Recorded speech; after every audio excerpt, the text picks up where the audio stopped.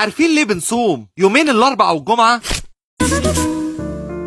يوم الاربعاء والجمعة في الكنيسة هما يومين مهمين جدا، وعلشان كده الكنيسة خلتهم صيام من الدرجة الأولى، يعني ما ينفعش ناكل فيهم أي لحوم أو أسماك. فيومين الاربعاء والجمعة بنصومهم أغلب أيام السنة، فبنصوم يوم الاربعاء لأن ده اليوم اللي باع فيه يهوذا إلهنا وسلمه، وعلشان كده الكنيسة بتصوم يوم الاربعاء علشان ترفض اللي عمله يهوذا بخيانته لإلهنا. كمان بنصوم يوم الجمعة لأنه هو اليوم اللي اتصلب فيه إلهنا. والاربعاء والجمعة مش بنصومهم إلا في حالتين بس، الأولى لو كنا موجودين في ال50 يوم اللي بعد القيامة أو ال50 المقدسة، والتانية لو كان في عيد سيدي كبير جاي يوم الاربعاء أو يوم الجمعة، ساعتها بس ما بنصومش الاربعاء والجمعة. ولو في صيام زي صيام الرسل واللي هو من الدرجة التانية واللي بينفع ناكل فيه سمك، برضه ما بينفعش ناكل سمك يوم الاربعاء والجمعة جوه الصيام ده، وده لأن الاربعاء والجمعة الكنيسة حطتهم صوم من الدرجة الأولى واللي مش بينفع يتاكل فيه أي لحوم أو أسماك.